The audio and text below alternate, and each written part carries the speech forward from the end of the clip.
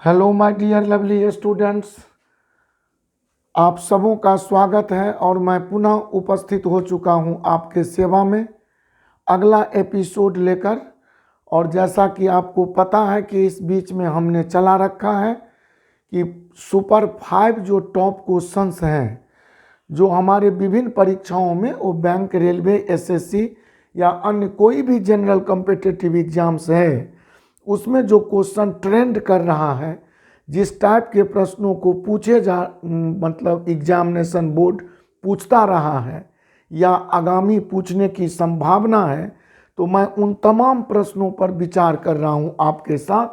और इसी क्रम में आज का यह एपिसोड आपके लिए काफ़ी हितकारी होगा, जिसमें सुपर टॉप जो 5 क्वेश्चंस हैं वो आपके सामने हैं। हमारे कोचिंग के मैनेजिंग डायरेक्टर राजशेखर झा जी से आप 9934849798 पर ऑनलाइन या ऑफलाइन बैच के लिए संपर्क कर सकते हैं।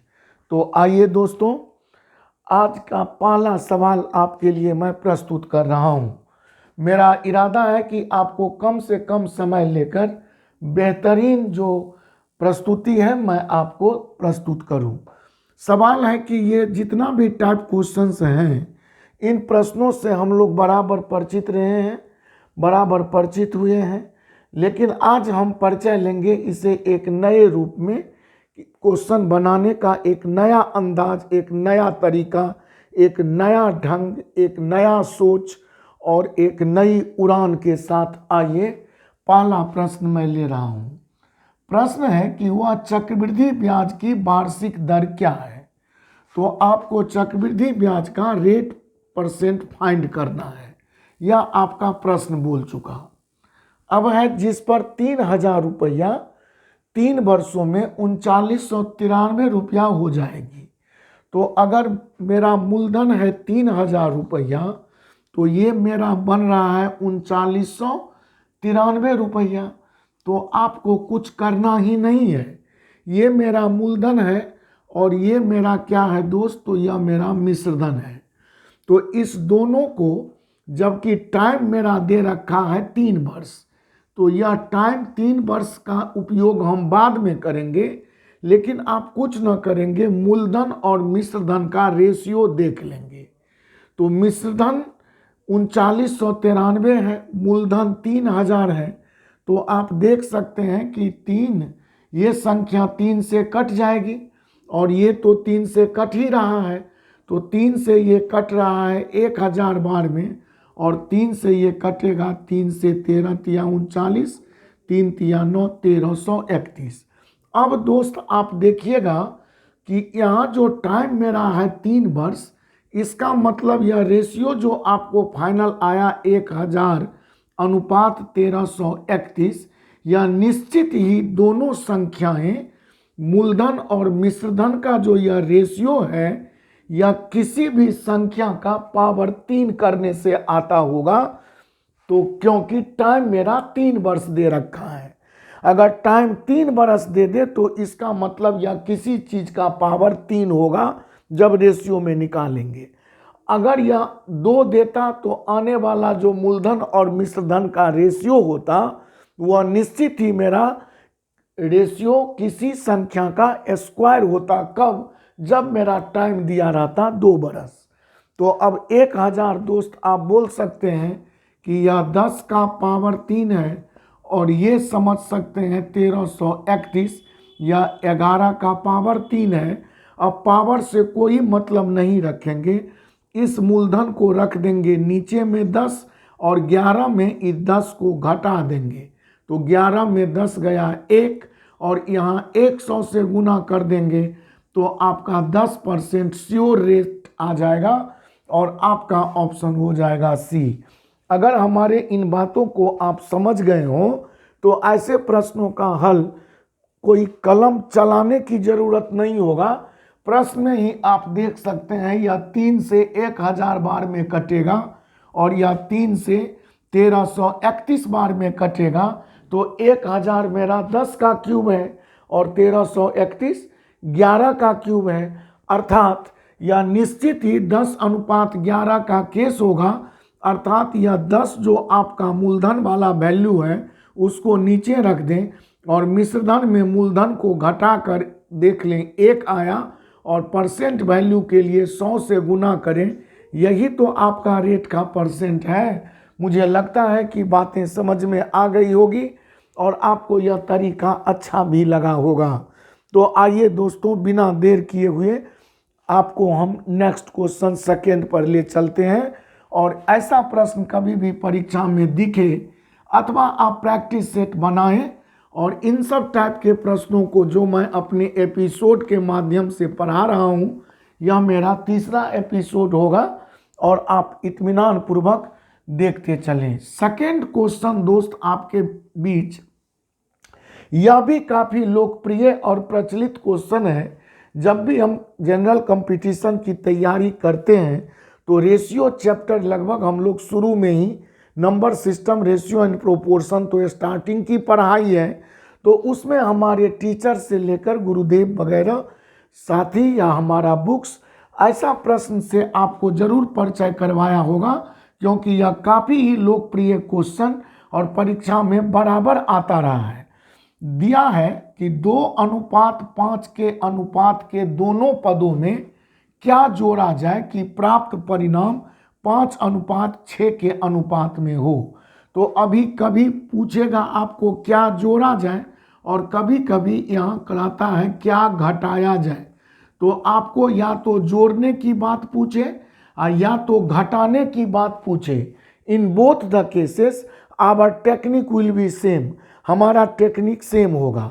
प्रथमतः तो यहाँ पर मैथ से हम प्रश्न सॉल्व करते हैं।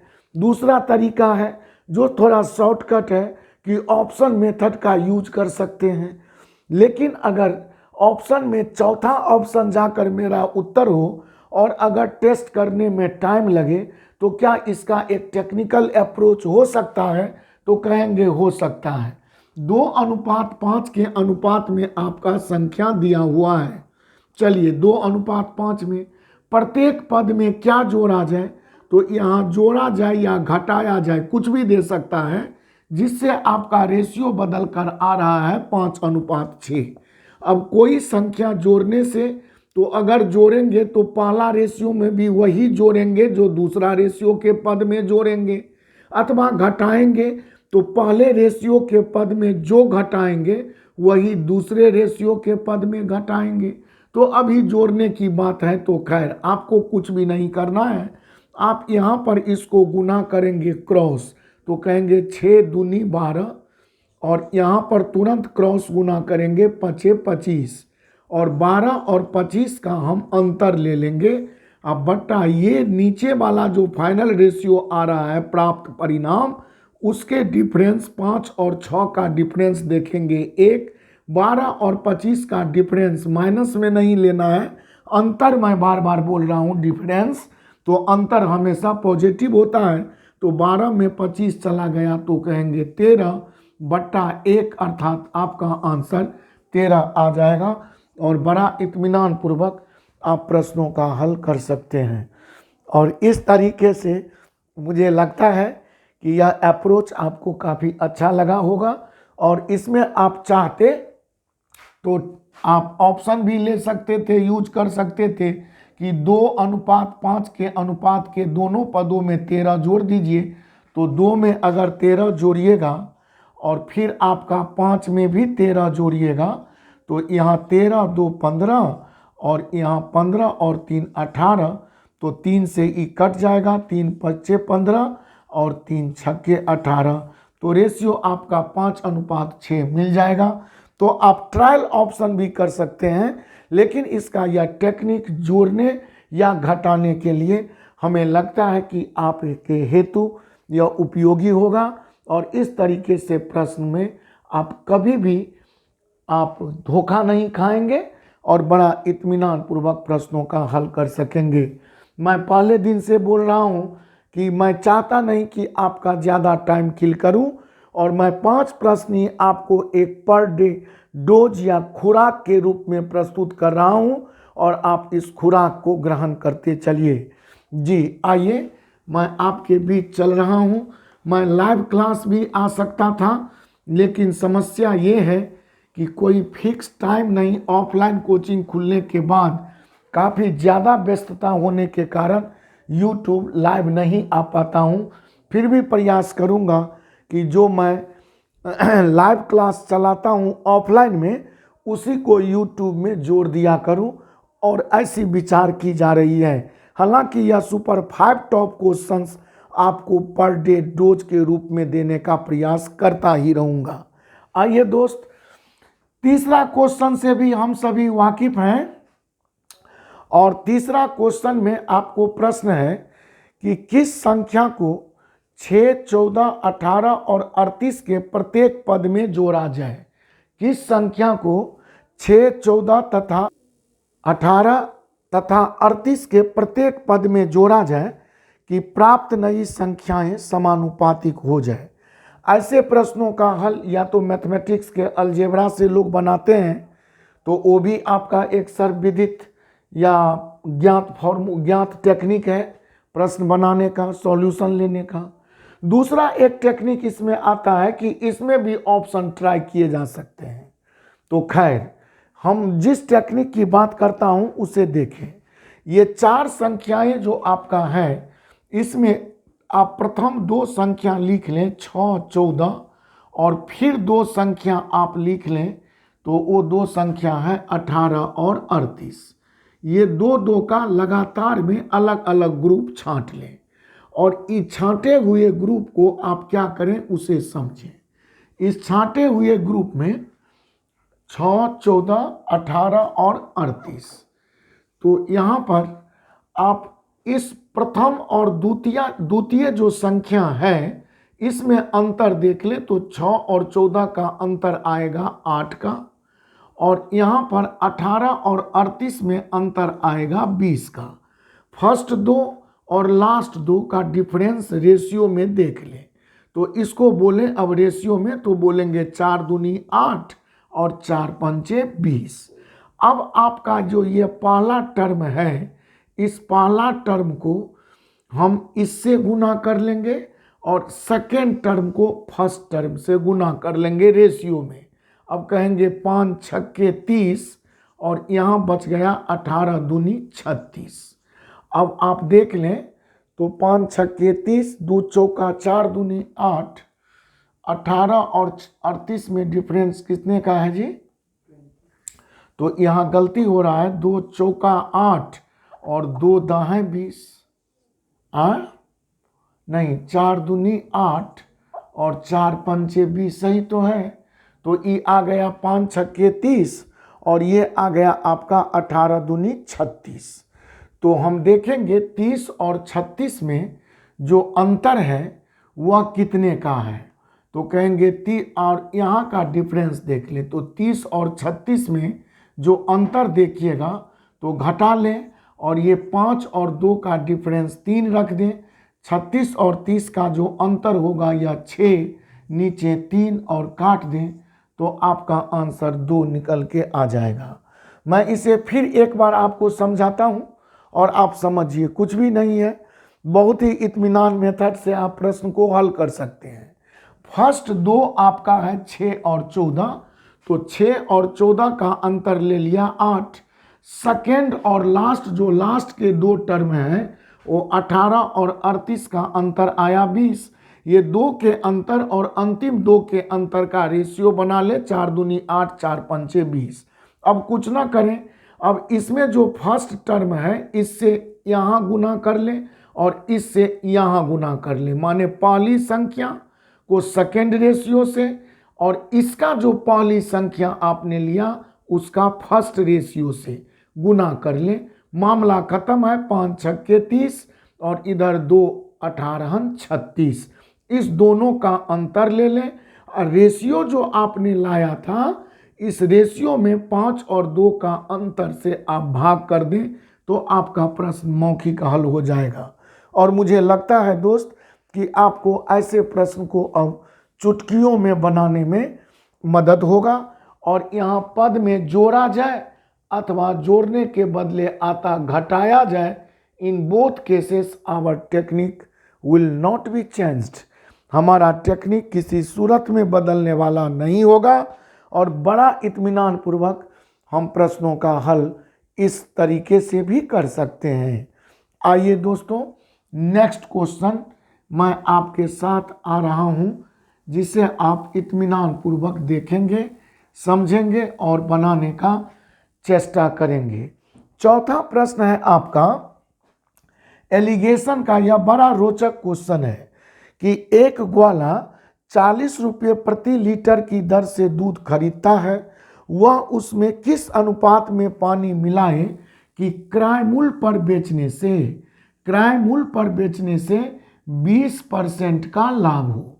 अब सवाल है कि ऐसे प्रश्न एलिगेशन से आप सभी बनाए होंगे कि अगर दूध का क्रय मूल्य है 40 रुपया तो यह मिल्क का दाम हो गया, मिल्क का प्राइस हो गया, और वाटर जो इसमें मिलाएगा तो वाटर का मूल्य हम लोग एलिगेशन के तहत 0 रुपया खुद रखता हूँ।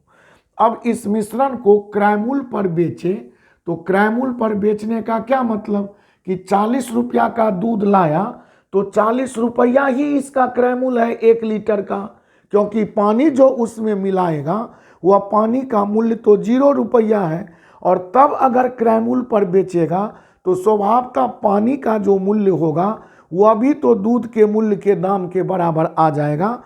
तो ऐसे परिस्थिति में लाभ होना स्वाभाविक है, मिलाए गए पानी ही तो लाभ है। तो इसको एलिगेशन से हम लोग बनाते हैं कि क्रय मूल्य पर बेचे तो 40 रुपया पर ही बेचे तो उसे 20% का लाभ है। तो हम इसे 100/120 से उलट कर गुना करेंगे विक्रय मूल्य को। विक्रय मूल्य को अगर 100/100 प्लस माइनस लाभ या हानि से गुना करेंगे तो मेरा क्रय मूल्य आ जाएगा 40 या 120। तो ये वैल्यू मेरा निकल कर आया 100/3। अब यहाँ घटाएंगे तो 40 या 120 में 100 गया 20, और यहाँ 100/3 में जब 0 लेंगे तो यहाँ 100 मूल्य रखेंगे और 100:20 का रेशियो बनाएंगे तो यह मेरा 5:1 आ जाएगा। खैर, इस तरीका से दोस्तों हम सभी वाकिफ़ हैं। ऐसा तरीका हमारे पुस्तक से लेकर विभिन्न सारे टीचर्स के द्वारा भी तो बताए जाते हैं। तो यहाँ पर एक खास बात आपको सिखाऊं, जब क्रय मूल्य पर बेचने से मुझे लाभ हो तो ऐसे परिस्थिति में आप कुछ भी न करेंगे। तो यहाँ पर किस अनुपात में पानी मिलाएं, तो इसके लिए आपको कुछ नहीं करना है। आपको अनुपात निकालने के लिए यहाँ किस रेट पर खरीदा इससे हमको कोई भी अब लेना देना नहीं है। हम सीधा करेंगे, जिस अनुपात पर मिलाने की बात होगा उसके लिए अगर हम 100 बट्टे, सीधा सा सवाल है कि अगर प्रॉफिट या 100 बट्टा क्यों कहूँ, 100 हमेशा लेंगे, अनुपात में प्रॉफिट का जो परसेंट है वो डाल देंगे तो मेरा आंसर सीधा आ जाएगा। तो यहाँ 100 लिख देंगे, प्रॉफिट का परसेंट मेरा 20% है तो यहाँ 20 लिख देंगे, सिर्फ संख्या। अब इसको काटेंगे तो 5:1 आ जाएगा, और इतनी बड़ी तरीके का इस्तेमाल करना हमारा बेकार और नादानी होगा जब हमारे पास ऐसा टेक्निक मौजूद हो। सीधा सा सवाल है, जो हमारा अनुपात पूछेगा उसके लिए 100 का प्रयोग हमेशा करेंगे परसेंट वैल्यू के लिए, और यहाँ पर जो प्रॉफिट का परसेंट दिया है संख्यात्मक मान वो हम सीधा डाल देंगे। यहाँ परसेंट का मतलब बट्टा में 100 मत लिख दीजिएगा, नहीं तो मामला खराब हो जाएगा। अगर 100 ही लिखना होगा तब तो 1 लिखना होगा, और रेशियो प्रॉफिट का परसेंट तो 20/100 डालना होगा। अब ये 20×5 100 तो 1:1/5, ये आपका वास्तव में फिर 5:1 आ जाएगा। तो इससे अच्छा है 100 का प्रयोग शुरू में करेंगे। प्रॉफिट परसेंट का जो न्यूमेरिकल वैल्यू, जो हमारा संख्यात्मक मान होगा, उस संख्यात्मक मान का ही हम यहाँ यूज कर देंगे तो हमारा आंसर नैनो सेकेंड में आएगा। और हमें लगता है कि प्रश्न में कलम टच करने की आवश्यकता नहीं होगी।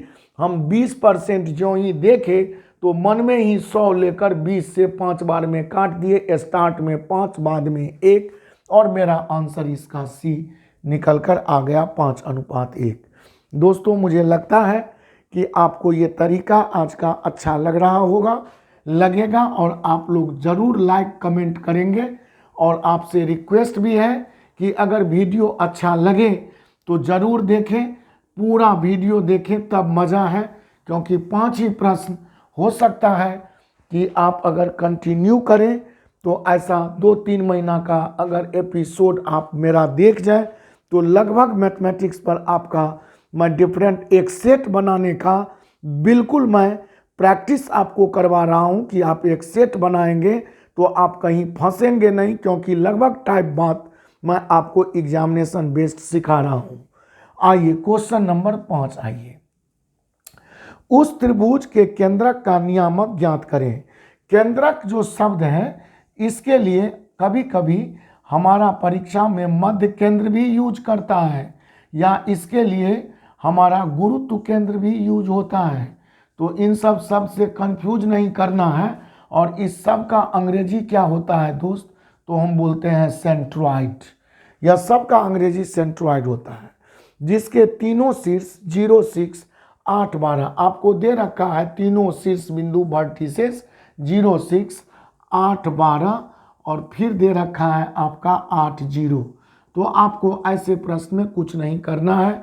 जो हमारा ये केंद्रक या मध्य केंद्र या गुरुत्व केंद्र या सेंट्रॉइड का नियामक निकलता है, उसमें एक्स कोऑर्डिनेट्स को आप इत्मीनान से पहले जोड़ लें। तो जोड़ें 0 + 8 + 8, इसको 3 से भागा लगा दें, या एक्स कोऑर्डिनेट निकल गया। और y के लिए y कोऑर्डिनेट को जोड़ दें तो कहेंगे 6 + 12 + 0, इसको भी 3 से भाग लगाएं। 8, 8 16/3 और कॉमा 12, 6 18/3, जो कट जाएगा 6 से। अर्थात ये दोनों नियामक 16/3 और 6 इसके कोऑर्डिनेट सेंट्रॉइड के आएंगे। 16/3 और 6 आपका ऑप्शन बी दे रखा है। मुझे लगता है कि आपको किसी भी प्रकार का परेशानी नहीं होना चाहिए, और आज का यह वीडियो ज़रूर पसंद आएगा और सारा एपिसोड आपको पसंद आएगा, क्योंकि मैं वही पढ़ाता हूँ जो परीक्षाओं के प्रश्न होते हैं। मैं फालतू बातों पर विश्वास नहीं करता। मैं जो भी पढ़ाता हूँ आपका यूनिवर्सल टेक्निक पढ़ाता हूँ। ऐसा नहीं कि किसी खास प्रश्न पर लागू होगा। इस टाइप के जितने भी प्रश्न होंगे सभी पर आप अप्लाई करके आज ही देखें, और निश्चित ही कामयाबी, सफलता आपका कदम छुए, ऐसा मैं आपके लिए निश्चित भगवान से प्रार्थना करता हूँ। आज की मुलाकात समाप्त करने का अब दीजिए मुझे इजाज़त। साथ ही अपना रखिए ख्याल, और पुनः हम लोग अगले वीडियो में मिलते हैं बहुत जल्द। किसी भी प्रकार का जानकारी लेने के लिए आप हमारे managing director sir Raju sir ji से 9934849798 पर ऑनलाइन ऑफलाइन बैच के लिए भी संपर्क कर सकते हैं। बहुत बहुत धन्यवाद। लाइक और कमेंट करना नहीं भूलेंगे। Thank you so much. Tata, bye bye.